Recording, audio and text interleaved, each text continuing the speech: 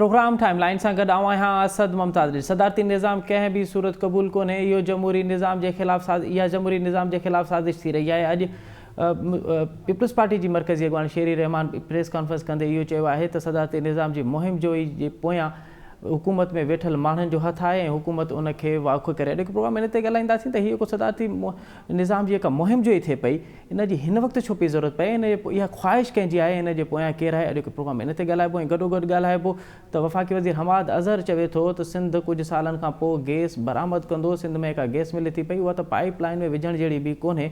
छा वाक़ई सिंध में जेका गैस मिले थी पई उहा एतिरी नाकारा आहे ऐं कुझु सालनि खां पोइ सिंध जी गैस ख़तमु थी वेंदी? हीअ का गैस ते सियासत पई कई वञे, उन जा नतीजा कहिड़ा निकिरंदा ऐं उनजे पोयां कहिड़ा, इन ते पिणु ॻाल्हाइबो ऐं गॾोगॾु ॻाल्हाइबो त नून लीग जो जेको फॉरवर्ड ब्लॉक आहे, हर ॾींहुं इहे ख़बर अचनि पियूं त नून लीग जो हिकिड़ो लीडर वञी ख़ासि मुलाक़ातूं करे थो पियो ऐं उते पंहिंजे पाण खे पेश करे थो पियो। छा हे नून लीग जेका भंजरा थिए पई इहा वाक़ई ईअं आहे या इहा पिणु जीअं ॿियूं अफ़वाहूं आहिनि या नून लीग खे जेको असांखे ॿुधाए पियो वञे थो हिकिड़ो फॉरवर्ड ब्लॉक आहे, उन में हक़ीक़त केतिरी आहे? इन ते ॻाल्हाइबो। हिन असांखे प्रोग्राम में जॉइन कयो आहे, असांजे स्टूडियो में जॉइन कयो आहे मुल्क जे नाले वारो तजय निगार जनाब मोहम्मद ख़ान अबड़ो साहिबु। उन सां गॾोगॾु हूंदो मुस्लिम लीग नून जो सेनेटर गौस मोहम्मद नियाज़ी साहिबु ऐं असां सां टेलीफोन वीडियो लिंक ते मौजूदु हूंदो तहरीक इंसाफ़ सिंध जो नायब सदर साईं गुल मोहम्मद रिन साहिबु। अबड़ो साहिबु, अव्हां खां प्रोग्राम जो आगाज़ पिया कयूं। कीअं था ॾिसो हीअ को सदारती निज़ाम जी मुहिम जो ई शुरू थी आहे? जॾहिं बि हिकु त इलेक्शन क़रीब हूंदी आहे त को न को अहिड़ो इशू असांखे मिलंदो आहे जेको जंहिंजा बैनर बि लॻी वेंदा आहिनि, जेको मेन स्ट्रीम मीडिया ते बि उन ते बहस थींदो आहे ऐं हर दफ़े को न को इशू मिलंदो आहे। हिन दफ़े सदारती निज़ाम आयो आहे, कीअं था ॾिसो? छा सदारती निज़ाम मुमकिन आहे अहिड़ी सूरत हाल में जॾहिं मुल्क केतिरनि ई बहराननि जो शिकार हुजे? उन में अव्हांखे लॻे पियो त सदारती निज़ाम इहा संजीदा मुहिम जो ई आहे या इहो को इशू आहे जेको बसि डाइवर्ट करण जी कोशिशि कई पई वञे? अच्छा, मुंहिंजे ख़्याल में त पहिरीं त हिन मुल्क में सदारती निज़ाम हली कोन थो सघे। अच्छा। ऐं न ई नाफ़िज़ थी सघे थो। अच्छा। हुकूमत जॾहिं बि पंहिंजे नाकामीअ तरफ़ वधंदी आहे ऐं अवामी उन्हनि जी जेकी सपोर्ट आहे ख़तमु थींदे नज़र ईंदी आहे त अहिड़े क़िस्म जा इशू पैदा कया वेंदा आहिनि। अच्छा। त हाणे सदारती निज़ाम ईंदो, भई सदारती निज़ाम हिन मुल्क में रहियो आहे ऐं उन में जेको आहे तो हिकिड़े माण्हू वटि अख़्तियार, सॼी पार्लियामेंट उनजे मातहत, उन हिकिड़े माण्हू खे जेकॾहिं ताक़तवर धुरियूं पंहिंजे इशारे ते हलाए ऐं चवनि त बाबा हिन असेंबली खे टोड़े छॾ त ख़बर तॾहिं थी पए त 5 मिंटनि में असेंबली टुटियो वञे ऐं वज़ीर आज़म हाउस मां वज़ीर आज़म गिरफ़्तार थियो वञे। त उहो काफ़ियुनि कोशिशुनि ऐं तकलीफ़ुनि ऐं जिदोजहद खां पोइ इन निज़ाम खे मोहतरम आसिफ अली ज़रदारी अरड़हीं तरीम जे ज़रिए ख़तमु कयो ऐं 58 बि ख़तमु करे छॾियईं ऐं वाहिद पाकिस्तान जो लीडर हो जंहिं पंहिंजा सॼा अख़्तियारात पार्लियामेंट जे हवाले करे छॾिया। हाणे उहा शइ माण्हुनि खे ख़ासि तौर ते हिन हुकूमत खे या हिन हुकूमत खे हलाईंदड़ माण्हुनि खे पसंदि कान्हे का। ऐं हुकूमत जेतिरे क़दुरु नाकाम थी आहे हिननि 3 सालनि में, तारीख़ में कोन थो मिसाल मिले त अहिड़ी का नाअहल हुकूमत आई हुजे जेकी कॾहिं बि जेको आहे तो कंहिं माण्हूअ जे मज़ाज मुताबिक़ कमु कयो हुजे। हुननि जो ख़बर न आहे कहिड़ा इशू आहिनि, ख़बर न आहे कहिड़ी एजेंडा खणी आया आहिनि। सो मूंखे कोन थो लॻे हीअ सदारती निज़ाम जेकॾहिं नाफ़िज़ करणु चाहींदा बि त वॾो हिकिड़ो प्रोसीजर आहे। असेंबलियूं टोड़ींदा, पार्लियामेंट ख़तमु कंदा या जनरल ज़िया वांगुरु चवंदा त बाबा जेकॾहिं इस्लाम क़बूल आहे ऐं शरीयत क़बूल आहे त मां सदर आहियां, जे तव्हांखे इहे शयूं क़बूल न आहिनि त पोइ मां सदर न आहियां। अव्हांखे लॻे थो त सदारती निज़ाम जेको आहे मूंखे नाफ़िज़ करणु ॾुखियो आहे, ॾाढो इंतिहाई ॾुखियो आहे। जेकॾहिं ईअं कंदा त मुल्क जूं पाड़ू खोटींदा। अच्छा सेनेटर गौस नियाज़ी साहब, आपको क्या लगता है ये सदारती निज़ाम के लिए जो मुहिम जो ही चल रही है, पहले तो ये बताइए कि इसके पीछे कौन है और क्या अब मुल्क वाकई सदारती निज़ाम की तरफ बढ़ रहा है? इस पर सियासी पार्टियों का भी कोई उनको भी एतमाद में लेने की कोई कोशिश की जा रही है? जी ये बिल्कुल जो सदारती निज़ाम की बहस चल पड़ी है मखसूस तबके की तरफ से और एक ख़ास चैनल की तरफ से। ये सारे नालायक लोग अपनी नालायकी छुपाने के लिए कोई न कोई इशू छेड़ते रहते हैं। अच्छा। हाँ, अब देखो ना, इनके पास क्या अव्वल तो सदारती निज़ाम के लिए 2/3 मेजॉरिटी अमेंडमेंट करनी चाहिए जी, क्या वो उनके पास है? नहीं है। क्या ये इनमें इतनी हिम्मत है? कोई इन्होंने ड्राफ्ट तैयार किया है, किसी से मतलब है कोई डिस्कशन किए है या और मतलब है ऐसी बातें ये छेड़ लेते हैं लोग असल, ताकि असल तवज्जो है अवाम की वो उसके मसाइल से हट जाए। एक महंगाई का इशू है, جی दिन ब दिन बढ़ती जा रही है। جی और भी तो बजट पास हुए, मिनी बजट आप फरवरी के पहले दूसरे हफ्ते में देखें कि महंगाई कहाँ जाती है। جی आप उससे पहले ऐसी चीजें ये करते हैं ताकि लोगों की तवज्जो उस तरफ जाए ना।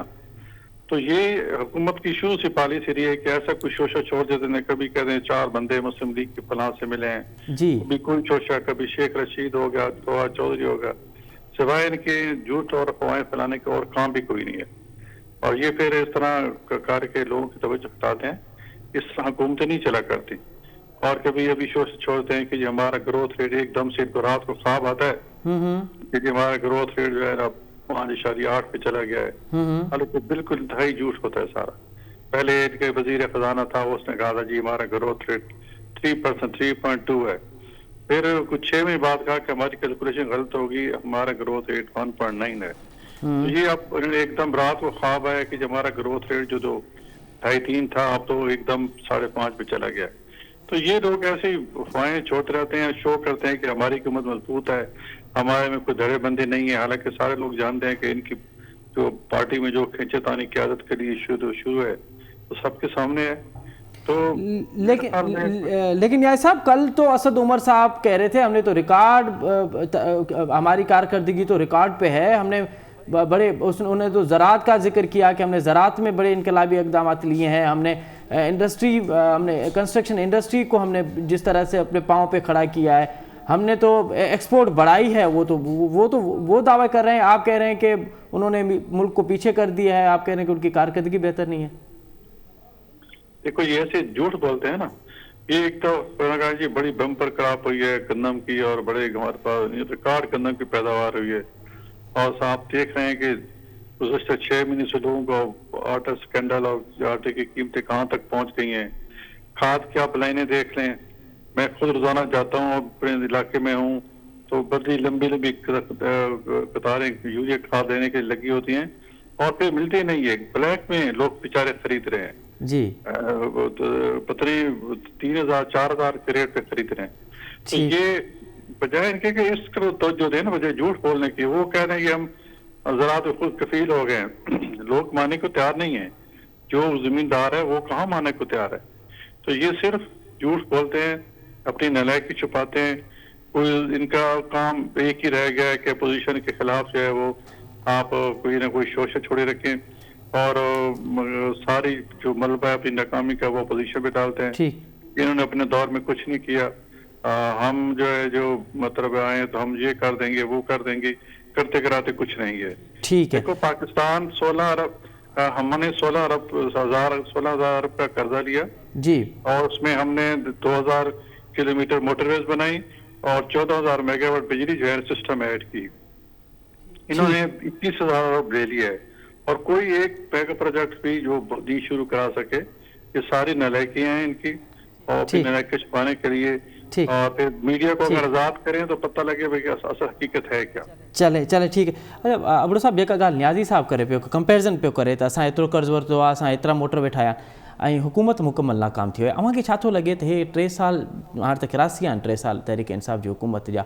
कल त असद उमर साहब वरी दावाऊं पियो करे त असां ज़राअत में एतिरी तरक़ी कईसूं, कंस्ट्रक्शन में एतिरी तरक़ी कईसूं, एक्सपोर्ट असां वधायो आहे, असां इंडस्ट्री खे पंहिंजे पेरनि ते बीहारियो आहे। गैस जो बि उन ज़िक्र कयो त गुज़िरियल 4 सालनि में हिकु गैस जी सूरत हाल आहे, असां त उनखे अञा बहितर करण जी कोशिशि कई आहे। अव्हां कीअं पिया ॾिसो, अव्हांजे तजिए में ही जेकी हुकूमत में माण्हू वेठा आहिनि जी, इन्हनि को शुरू वारे ॾींहं खां वठी कूड़ियूं दावाऊं जी, कूड़ा अंग रखण जो को उन्हनि तय करे छॾियो आहे। छो त हिननि जे हिसे में अहिड़ो को हिकु कमु बि हुजे जी, मिसाल जी नूल जी ॻाल्हि चयो त भई असां मोटर वे कर था ठाहिया थी, बिल्कुलु ठाहियूं, नज़र अचनि था। उन में छा थियो छा न थियो उहो बहितर लॻा, पर हिकु शइ नज़र त आई त उन्हनि मोटर वे जा कर्ज़ खयां त मोटर वे ठाहियूं। जी, हाणे ही हर शइ रुॻो इन करे कूड़ो हणी ऐं पा ॿुधाइनि त भई असां हीअं कयो, असां हीअं कयो, असांखे नज़र कुझु कोन थो अचे। हीअ ग़लति ॻाल्हि था कनि। हिननि स्टेट बैंक ई आलमी अदालत वटि विकिणी छॾी आहे। अच्छा, ऐं ईंदड़ सूरत हाल में इलाही ख़तरनाक ॻाल्हि जेकी आहे उहा इहा आहे त हींअर त सरकार जॾहिं बि स्टेट बैंक खां कर्ज़ु घुरंदी त हुनखे मिली वेंदो। हाणे असां पंहिंजो कर्ज़ु बि पंहिंजी हुकूमत खे वर्ल्ड बैंक खां पुछी पोइ ॾींदासीं। इहा त हिन जी कारकर्दगी आहे। हीअ जेकॾहिं को मनसूबो था ठाहिनि हिननि चयो त भई हुननि मोटर वेठा आयासीं रिंग रोड था ठाहियूं रावलपिंडी जो जी ऐं खणी अहिड़े पासे विया हलिया जंहिं पासे में हुननि जा पंहिंजा मकान पंहिंजो ज़मीनूं पंहिंजा घर हुजनि त अहिड़े क़िस्म सां हिननि जे करप्शन जो ई गुज़िरियल सभिनी दौरनि खां वधीक करप्ट साबित थींदा जॾहिं इहे हटंदा ऐं हिननि जा करतूत जॾहिं साम्हूं ईंदा त हीअ माण्हुनि जो सामनो करे कोन सघंदा।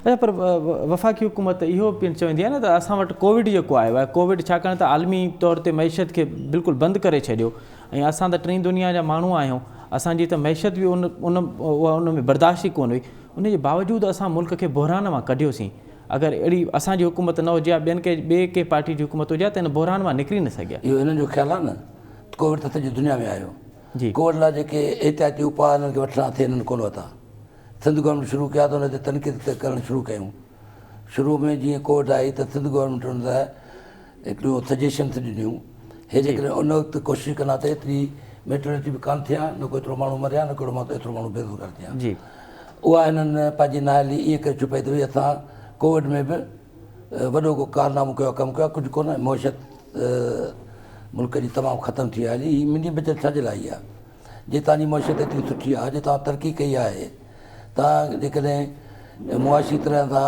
मुल्क खे पंहिंजे पेरनि ते बीहारियो आहे जी त हीअ तव्हां ॾींहों ॾींहुं जेको थो हर 4-6 महीननि खां पोइ का बजट खणी था अचो ऐं डंडे दौर ते माण्हुनि खां मंज़ूर था करायो असेंबली मेंबरनि खां त इन जो मक़सदु इहो आहे त तव्हां मुकमल तौर ते हिन मुल्क में को मुआशी इनकलाब त कोन आंदो आहे पर इंतिहाई हद जी ॻाल्हि आहे त मुआशी तरह सां ॿाहिरि जेको मुल्क में जेको आहे गुरबती लकीर 55% खां हेठि वई आहे। अच्छा ऐं जेके मथे दर्जे जा माण्हू उन्हनि में बि जेको थो 3 वक़्त मानी उहे बि कोन था करे सघनि त इहा हिननि तरक़ी कई आहे त माण्हू 3 वक़्तनि जाते 2 वक़्तनि ते पहुतो आहे 2 वक़्तनि जाते 1 वक़्त जी मानीअ लाइ सॼो ॾींहुं कंहिं न कंहिंजे खे ॾिसे थो त इहो मूंखे टुकुर किथां मिलंदो ऐं मूंखे त ईअं थो लॻे त जेकॾहिं इहो सिलसिलो हलंदो रहियो त तव्हांजो हाल पर अबड़ो साहिबु हे को माण्हू गुरबत जी लकीर खां हेठि था अचनि इहो सिर्फ़ु हिन 3 सालनि में त कोन्ह थियो आहे न इहो त हिकिड़ी 70 सालनि जी प्लानिंग ई कोन्ह ठाही आहे त माण्हुनि जी आम माण्हू जी ज़िंदगी कीअं बहितर कजे हुन ते त कंहिं बि हुकूमत अहिड़ो ध्यानु ई न आहे ॾिनो न का प्लानिंग न आहे।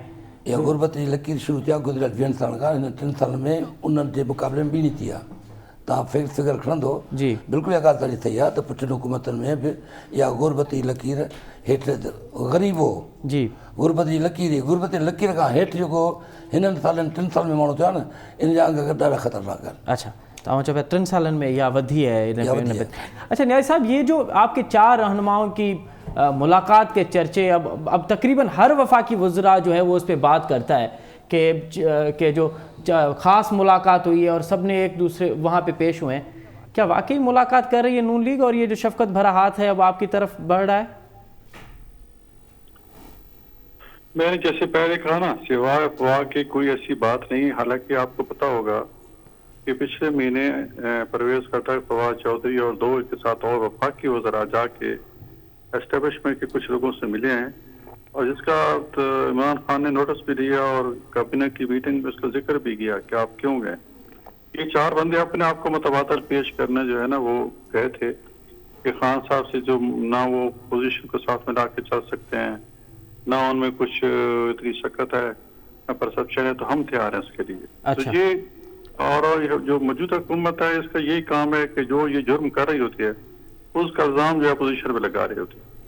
तो चूंकि वो 4 बंदे रिजेक्ट हो गए मेरे ख्याल में तो वो कह रहे कब 4 मुस्लिम लीग वाले शायद वो। अच्छा तो आप 4 बंदे रिजेक्ट कौन रिजेक्ट हुआ है न्याय साहब? ये जो उनके गए थे ना परवेज खट्टर फवाद चौधरी और 2 इनके साथ और वफाक वजीर थे ये इनको ये गए थे एस्टेब्लिशमेंट के पास कि हम इमरान खान का मुतबादिल हैं।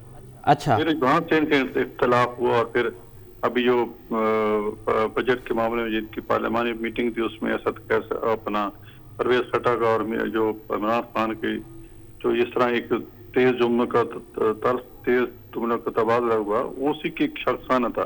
चलिए आप उन पे इल्जाम लगा रहे हैं कि वहाँ वो 4 रिजेक्ट हुए हैं वो आप पे इल्जाम लगा रहे हैं लेकिन पूरी सबूत है उसको तो खबर भी चली थी कि 4 बंदे मिले हैं। लेकिन न्याय साहब ये तो हकीकत है ना कि माजी में आपकी लीडरशिप इस तरह की मुलाकातें करती रही है कि यानी साहब के साथ शहबाज शरीफ साहब की بڑی نشستیں ہوئیں جو اپنا چودھری نثار بھی اس کا ذکر کرتا ہے کہ ہاں ملاقاتیں تو ہوتی رہتی ہیں، تو اس مرتبہ بھی ملاقاتیں ہوئی ہوں گی؟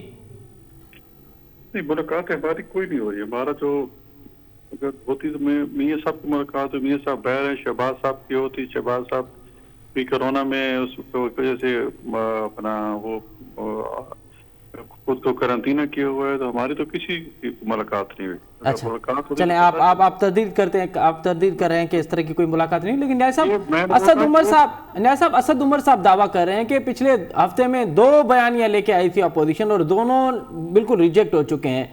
ایک تو یہ کہ یہ حکومت جانے والی ہے، پہلے وہ ماہ اور سال دیتے تھے، اب وہ دن دے رہے ہیں اور وہ بھی نہیں چل پائے گا. اور دوسرا کہ یہ دعویٰ کر رہے ہیں کہ ہم نے معیشت کو تباہ کر دیا، لیکن حقیقت یہ ہے کہ ہم نے معیشت کو بہتر کیا ہے. تو اپوزیشن اب کیا بیانیاں لے کے عوام کے پاس جائے گی؟ اب دیکھو نا، یہ خالی کہنے سے کہ ہماری شرح نمو جو ہے 5.4 ہے یا 5.5 ہے، تو اس سے تو کوئی ماننے کو تیار نہیں ہوگا نا. یہ دیکھو نا، میں نے جیسے پہلے کہا کہ یہ لوگ پچھلے وزیر خزانہ جو تھے وہ حفیظ شیخ صاحب تھے، انہوں نے کہا جی ہمارے جو شرح نمو 3.2% ہے، اور پھر 6 مہینے بعد کہا کہ 1.9 ہے. اب یہ جب جو 5.4 کہہ رہے ہیں، آپ دیکھ لینا، یہ 6 مہینے بعد کہیں گے یا پتہ 6 مہینے رہتے بھی ہیں کہ نہیں کہ ہماری کیلکولیشن غلطی اصل میں اتنی نہیں تھی. تو یہ صرف ایک سیاسی پوائنٹ اسکوئرنگ کے لیے، اور اپنے ان کے ممبران جو ہیں جو اتنے پریشان ہیں، وہ اپنا فیوچر نہیں دیکھ رہے، جو ان کے الیکٹیبل کے ساتھ ہیں وہ دوسری پارٹیوں میں دیکھ رہے ہیں کہ ہماری میاں صاحب کے ساتھ رابطے میں دوسرے میں، ان کو یہ حوصلہ دینے کے لیے یہ سب کچھ کرتے ہیں اور جھوٹ بولتے ہیں کہ جی یہ ہو گیا وہ ہو گیا، تاکہ لوگ مسلم لیگ نون کی طرف نہ جائیں.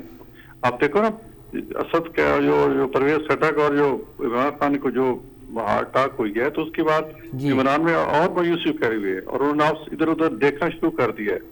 اب جو پی ٹی آئی کی ٹکٹ پہ جو لوگ جیتے ہیں وہ کہہ رہے ہیں کہ نیکسٹ ٹائم ہم دون میں آئیں گے، اگر ٹکٹ نہ ملے تو ہم آزاد الیکشن لڑیں گے. اچھا، یہ بات تو اب ہونا شروع ہو گئی ہیں. تو ان کو یہ حوصلہ دینے کے لیے جی ہمارا گروتھ ریٹ بڑھ گیا ہے، جی اپوزیشن ناکام ہو گئی ہے، جی ہمارا ساتھ اسٹیبلشمنٹ ہے، جی کل شیخ رشید کیا کہہ رہے تھے. تو نیاز صاحب آپ کہہ رہے ہیں کہ آپ کے ساتھ رابطے میں ہے تحریک انصاف کے ممبران؟ بالکل ہیں، اور بالکل کہاں سے ہیں؟ سندھ سے بھی ہیں کچھ الیکٹڈ لوگ؟ سندھ سے تو کم ہیں، جنوبی پنجاب سے زیادہ ہیں. جنوبی پنجاب سے زیادہ. کتنا تعداد ہوگا ان کا؟ دیکھو اب تو جس طرح کی خبریں آ رہی ہیں تو 40 سے 50 کی آ رہی ہیں، لیکن یہ جب سے یہ پرویز خٹک ہوئی اور اس کی جو عمران خان کی ہارٹ اٹیک ہوئی ہے، اس کے بعد 40-50 لوگوں کی ہے. لیکن 20-25 سینٹ کے الیکشن کے وقت سے ہمارے رابطے پہ ہیں ہمارا، اور انہوں نے آپ کے سامنے ہیں کہ ایک لوگوں نے چھوٹی مانگی تھی کہ اگر ہمیں ٹکٹ دی جائے مسلم لیگ نون کا تو ہم یوسف رضا کو ووٹ دیں گے، اور انہوں نے ووٹ دیا، اور پھر ہماری ظاہر ہے کیا ان کو بھی کنسیڈر کریں گے. ہاں جی ٹھیک ہے. آپ دعویٰ کر رہے ہیں کہ 40 سے 50 لوگ آپ کے جو الیکٹڈ لوگ ہیں وہ اس وقت آپ کے ساتھ رابطے میں، اور وہ کہہ رہے ہیں کہ ہمیں ٹکٹیں اگر آپ آفر کریں تو اس وقت بھی وہ چھوڑنے کو تیار ہیں. اچھا نیاز صاحب، آپ ہمارے ساتھ رہیے گا. اس وقت ہمیں جوائن کیا ہے تحریک انصاف سندھ کے نائب صدر گل محمد رن صاحب نے. رن صاحب مجھے آواز آتے ہیں اچھے پہ؟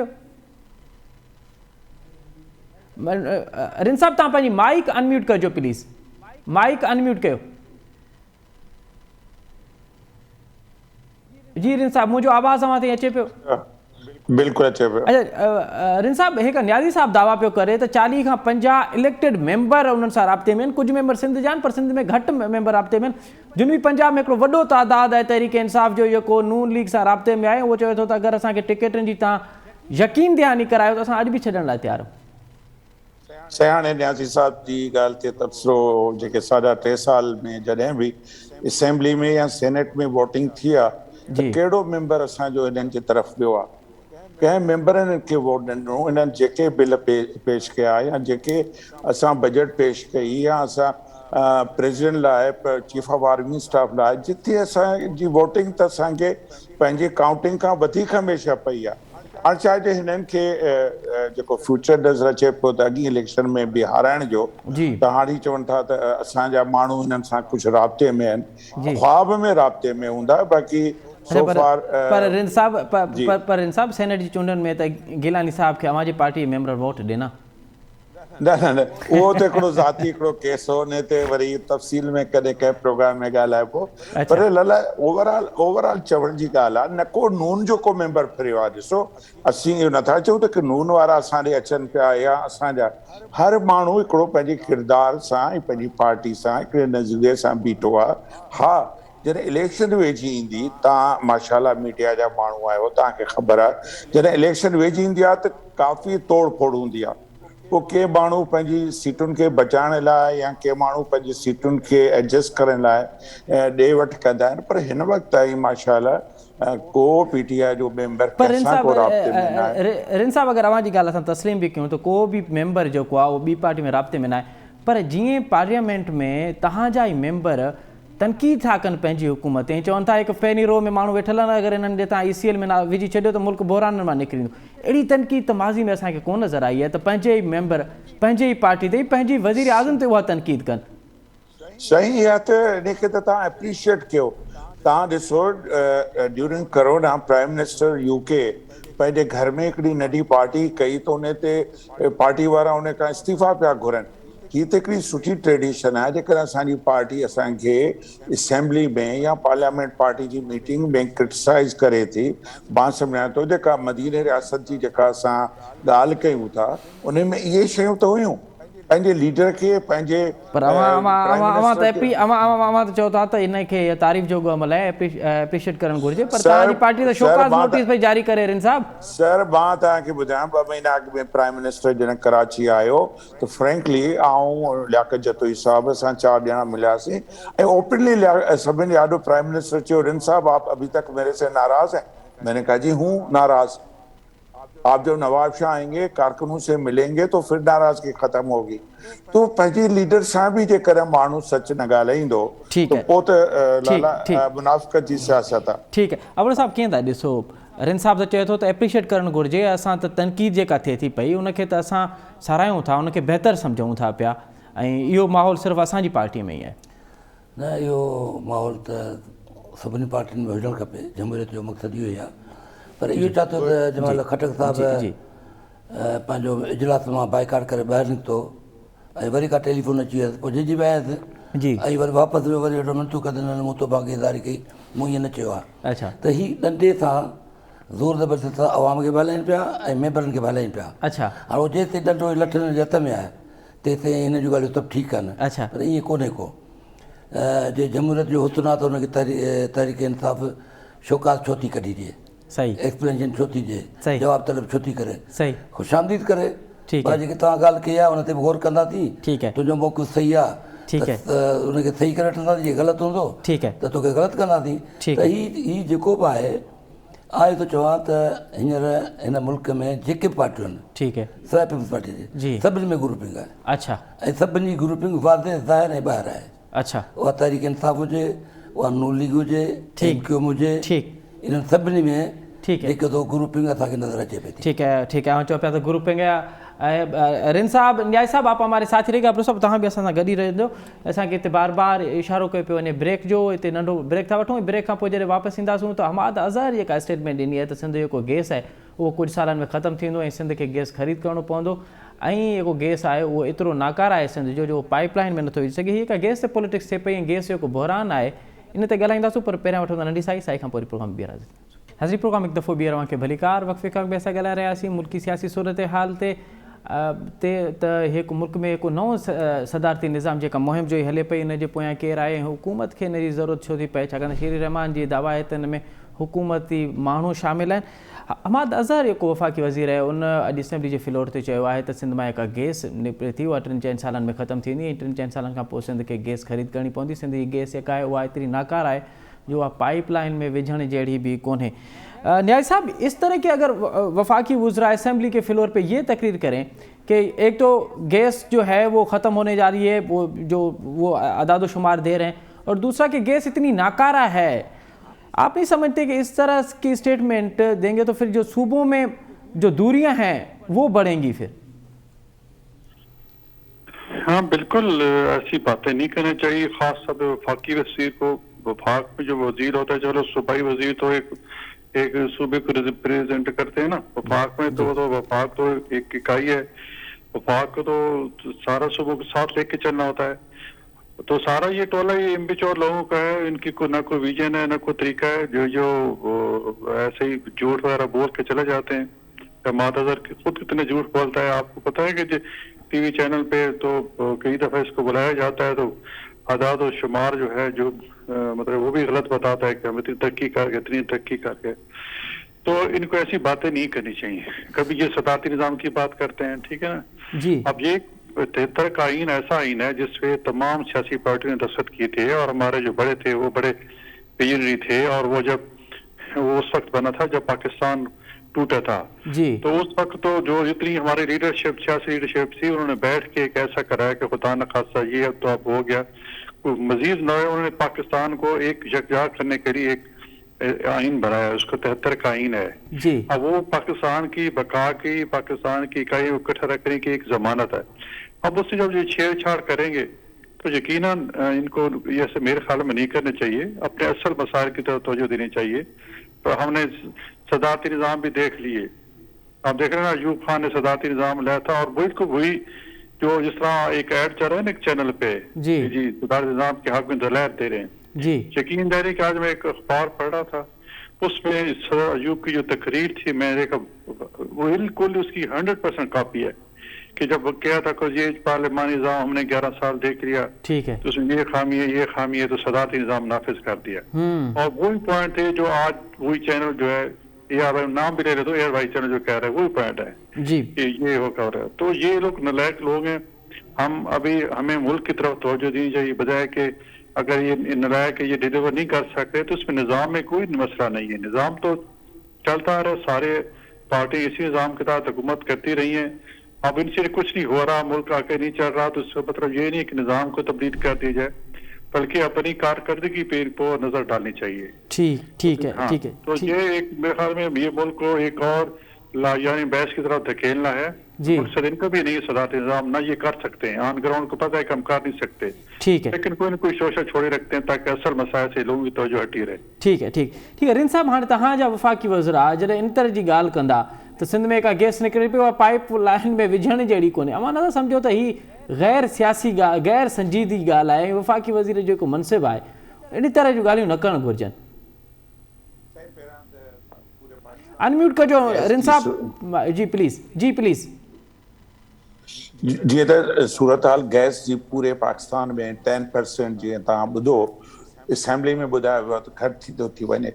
अच्छा हाणे गैस जी थोरी हिस्ट्री ते वञो, उन मूंखे हिकिड़ो मिंट तव्हां दिलि सां ॿुधिजो। गैस आहे गैस बलूचिस्तान मां निकिती पहिरियां अयूब खान जे ज़माने खां पहिरियां सुई जॻह जो नालो आहे जितां गैस निकिती ऐं सुई।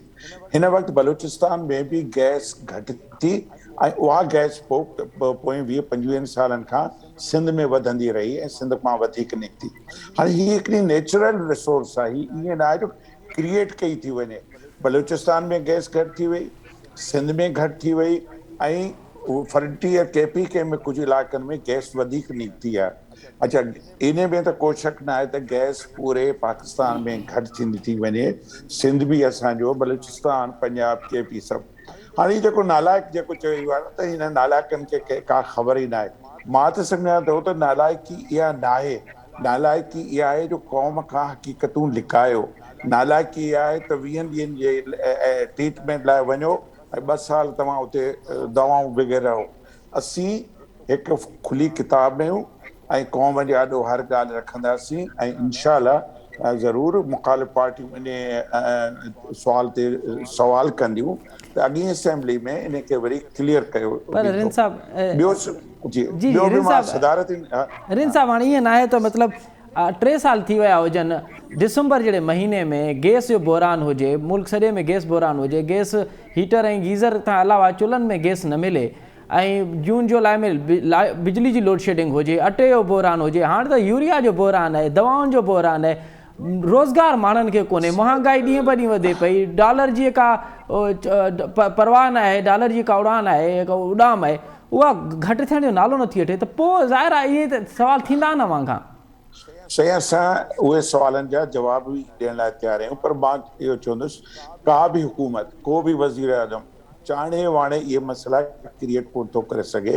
हिन वक़्तु पूरी दुनिया में हिकिड़ी सूरत हाल आहे। कलर जो तव्हां पुछो जी अफ़गानिस्तान जेको वॾो क्राइसिस असांजे मथां बीठो आहे, उन खे वीट उते सप्लाई थी थिए ऐं उन जा बि कई इश्यूज़ आहिनि। अॼु असां टाइम थोरो हूंदो शायदि अॻे दफ़े जॾहिं तव्हां हुकुम कंदो, मां डायरेक्टर फूड पाकिस्तान रहियो आहियां, मां डायरेक्टर अफ़गान रिफ्यूजीज़ रहियो आहियां नौकिरी में। मूंखे ख़बर आहे त रिफ्यूजीज़ जा मसइला छा आहिनि। मां पाकिस्तान जी हिकु हिकु कैंप विज़िट कई आहे, तंहिंजे करे मूंखे ख़बर आहे। रिफ्यूजीज़ जे मामले ते ॻाल्हाईंदासीं। फ़िलहाल त रिन साहब गैस वारे बहरान ते पिया ॻाल्हायूं असां। हा, उहो मां चवां थो गैस हिकिड़ी हक़ीक़त आहे, जेको मसइलो आहे हिकिड़ो बिल्कुलु उहो क़ौम सॼी फेस करे थी ऐं उन खे क़ौम जे आॾो ॿुधायो वियो आहे ऐं कोशिशि थिए। मां नथो चवां, मां हरूभरू पंहिंजी पार्टी जी ग़लति ॻाल्हि खे बि प्रोटेक्ट कयां, न हिकिड़ो ग़लति आहे, माण्हुनि खे प्रॉब्लम थी आहे ऐं ज़रूरु जेके असांजा वज़ीर आहिनि उन्हनि ते सोचींदा। ॿियो तव्हां सदारत जी ॻाल्हि कई, उन ते बि मां हिकिड़ो मिंट साईं खे जवाबु ॾींदो हलां। हर जेका बि पार्टी हूंदी आहे न साईं, उन जो हिकिड़ो आइन ते अमल करिणो आहे, ॿियो पंहिंजे पार्टी जो हिकिड़ो किताब आइन हूंदो आहे, निज़ाम हूंदो आहे। हिन मुल्क में जेके 3 दफ़ा सदारती निज़ाम आयो, उन्हनि जो को आइन न हो, उन्हनि जो पाकिस्तान जो आइन तो, लेकिन पार्टी जो को आइन न हो। अयूब खान जी का पार्टी न हुई, उनजो को आइन न हो। मुशरफ जी का पार्टी न हुई, को आइन न हो।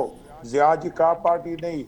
हाणे PTI जो हिकिड़ी पंहिंजो बि हिकिड़ो आइन आहे ऐं हुकूमत हलाइण जो हिकिड़ो निज़ाम आहे। उन में किथे किताब तव्हां हिननि अंधनि खे ॾियो ॾिसनि, किथे लिखियलु आहे सदारती निज़ाम, किथे असां जेके माण्हू चयो आहे त असीं चलो अवां चओ पिया तव्हां पार्लियामानी निज़ाम खे ई फेवर कंदो आहियो, पार्लियामानी निज़ाम में बिलीव कयो। कल्ह इमरान खान क्लियर चयो आहे।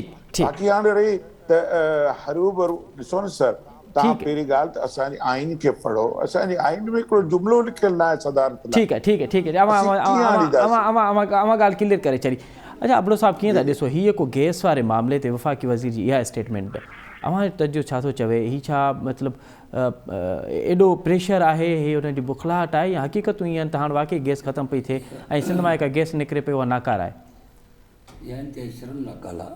अच्छा, त हिकिड़ो वफ़ाक़ी वज़ीर जी 5 ते हिकिड़ो सिंध मां गैस खणी जी सॼे मुल्क खे विरहाइण खां पोइ चवे त पाइप लाइन में गैस विझण जहिड़ा न आहिनि, जी त न वठो। सही आहे। या असांखे इजाज़त ॾियो त सिंध हुकूमत खे चऊं त सिंध खां ॿाहिरि जेकी लाइन हुनखे बंदि करे छॾियो, छो त जेकॾहिं इन क़ाबिल ई कान्हे, जी इन लाइक़ ई कान्हे जी त वठो छो था। 5 ते हिकिड़ो गैस वठण खां पोइ ॾियो 30 ते हिकिड़ो बि कोन था। जी माण्हू मानी कोन था पचाए सघनि। जी ऐं सुबुह जो जेके ऑफिस में वञण वारा माण्हू जेकॾहिं तड़ करणु चाहिनि त पाणी थधो लॻो पियो आहे। जी गैस अचण खां पोइ माण्हुनि वटि ॿारनि जा ॿिया दरियाब ख़तमु थी विया हलिया। जी त माण्हू तमामु जेको आहे सो परेशान आहे। अहिड़े क़िस्म जी ॻाल्हि करणु इहा हिकिड़ी सोचियल सम्झियल साज़िश आहे सिंध जे ख़िलाफ़ु। अच्छा, मिसाल तव्हांखे उहा साज़िश कीअं पई नज़र? उहा साज़िश इहा थी नज़र अचे त जॾहिं बि सिंध जे ज़राइनि खे ख़तमु कजे, सिंध खे का शइ ॾियणी न आहे, अञा गैस वधीक यानी खोट ॾियणी आहे, त अहिड़े क़िस्म जी ॻाल्हि कजे या अॻे माण्हुनि खे ॿुधाए छॾे तव्हां त गैस आहे कोन को। अच्छा, ऐं जेको आहे उहो गैस त पाइप लाइन में हली कोन थो सघे। इन करे हाणे जेको बि तव्हांखे हाणे गैस मिले थो ॾींहं में 2 दफ़ा, उहो हाणे हिकिड़ो दफ़ो मिलंदो। त अहिड़े क़िस्म जी सोच ही मुल्क जे पाड़ुनि खे कमज़ोर था कनि। ही असांजे वसीलनि ते असांजे वसीलनि ते ठठोल था कनि। अच्छा, खणनि बि था ऐं ॻाल्हाइनि बि न ते, सुठी ॻाल्हि कान्हे का। हिननि खे नेट अवाम वटि वञिणो आहे। त पोइ वरी ॿियो हिकु अल्टरनेट सुवाल बीहंदो, उहो असांखे सिंध हुकूमत लाइ ॾिसणो पवंदो न त सिंध हुकूमत इन हवाले सां पंहिंजो स्टैंड वठे ऐं जेके वॾा फोरम आहिनि, मुल्की सतह जा फोरम, CCI या ॿिया फोरम आहिनि, उते इहा ॻाल्हि रखे। उन्हनि खे इन्हनि ॻाल्हि लाइ सीरियस थियणो पवंदो। इहे ॻाल्हियूं उन्हनि अहवालनि ते रखणियूं पवंदियूं त असांजा वसाइल तव्हां वठण खां पोइ असां ते इहा ठठोल कनि त गैस पाइप लाइन में विझण जे क़ाबिल कान्हे। बाबा विझण जे क़ाबिल कान्हे त महिरबानी करे बंदि कयो न। असां किने गैस मां पंहिंजो गुज़ारो कंदासीं। 5 ते हिकिड़ो सॼे मुल्क जी पैदावार जो गैस आहे सिंध वटि हिन महिल ताईं। हाणे अॻिते खुटे थो त अॻिते हली सभु शयूं खुटी सघनि थियूं। तव्हांजो पाणी पीअण जो किथे आहे, उहो बि खुटंदो, घणियूं शयूं खुटंदियूं। उन करे जेसिताईं जेके शयूं आहिनि, जंहिंजूं जेकी शयूं आहिनि उनखे हक़ु ॾिनो वञे ऐं अहिड़े क़िस्म जी ॻाल्हि न कजे वञे त भई हितां त शइ असांखे मिले थी पर हीअ नाक़ाबिल इस्तेमालु आहे। अच्छा अबड़ो साहब, सिंध हुकूमत इन्हनि मामलनि ते ख़ामोश छो आहे, या उहो एॾो पावरफुल स्टैंड छो न पई वठे ہی کہ معاملہ انتہائی سنجیدہ معاملہ سندھ بقا جو معاملہ ہے گیس ہے پانی ہے بیا معاملہ سندھ حکومت کے پانچو کردار ادا کرنا پوندو کرے پئی NFC वाला ॻाल्हाए पई या उते वञे थी त पंहिंजा मुतालबा रखे थी पोइ खणी हू नथा जेको थो ॿुधनि पर हिननि खे अञा वधीक मुतरक थियणो पवंदो छाकाणि त सॼे सिंध जो मैंडेट जंहिं हुकूमत आहे उहा जेकॾहिं हिननि मामलनि खां नज़र चोराईंदी त उन्हनि खे नतीजा सुठा नज़र न ईंदा इन करे सिंध हुकूमत खे पंहिंजो किरदारु अदा करणो पवंदो करे पई पर अञा वधीक करणो पवंदो جی ٹھیک ہے اچھا نیاز صاحب میرے پاس 30 سیکنڈ ہے آپ بتائیے کہ اس سال آپ کو کیا لگتا ہے 2022 میں حکومت گرانے میں کامیاب ہو جائے گی اپوزیشن یا پھر وہ آر والا پار پھر اس سال کے دسمبر میں پھر دوبارہ ہمیں سننے کو ملے گا انشاءاللہ اگلے چند ہفتوں میں مائنس عمران خان ہونے جا رہا ہے اور اگلے الیکشن اسی پہ بھی جو ہے وہ بحث شروع ہے کہ الیکشن جلدی کرائے جائیں یا الیکشن اپنے ٹائم پہ کرائے جائیں تو مائنس عمران خان تو پھر الٹرنیٹ کس پارٹی کا آئے گا کس پارٹی سے وزیر اعظم بنے گا اسی کا ہی پارٹی کا بنے گا کیوں اکثریت تو نہیں کی ہے نا اکثریت تو نہیں کی ہے انہی کی پارٹی پہ اس پارٹی کا تو پھر کون نام بتائیں نیاز صاحب نہیں نا ہم کوشش اور نون لیگ راضی ہو جائے گی اگر اسی پارٹی سے وزیر اعظم بنا تو ہاں بالکل ہم کون کا سلیکٹڈ ہیں جو ان کی اکثریت جو ہے نا اسمبلی میں تو انہی کا بنے گا انہی کو ہم چاہیں گے چلیں آپ کہہ رہے ہیں رن صاحب نیازی صاحب تو ویندے ویندے وڈی خبر ہی نہیں آیا تھا اس سال مائنس عمران خان ہے 3 سیکنڈ موڈ سر پلیز صحیح کو مائنس کو نے ہکڑو عمران وہ رہندو انشاءاللہ 2023 میں بھی عمران خان رہندو ہی وہ شیر آیا فی الحال انہیں تے گزارو کن عمران آیا انشاءاللہ وہی عمران ہوندو ہمیشہ انشاءاللہ 23 میں ٹھیک ہے یا بھی بریکنگ نیوز انہن جی بھی ٻڌي تव پاجو پڙن جي پر اسان جي بھی جيڪا بریکنگ نیوز تव وری بھی عمران ٹھیک ہے ابڑو صاحب 10 سیکنڈ نما کے لگے تو ته سال عمران خان لاءِ آخری سال ہوندو هن جي حکومت मूंखे लॻे थो त اسمبلی اندر چینجنگ थींदी ऐं शाम जो कुझु किताब जेके पर थोरे पियो या जेके ख़बरूं करे पियो अच्छा हू ॼण हिकिड़े किथे थी बि पुठा आहे अच्छा ऐं ٹھیک ہے इहो मुमकिन आहे त हिन मां इहो ई अचे ٹھیک ہے وڈی مہربانی محمد خان ابڑو صاحب گل محمد رن صاحب غوث نیازی صاحب آپ تینوں موجود شخصیات کا بہت شکریہ ناظرین یہ پروگرام جو وقت پنجی پجانی تو پہنچے اسد ممتاز رکھنے اجازت سدائیں گے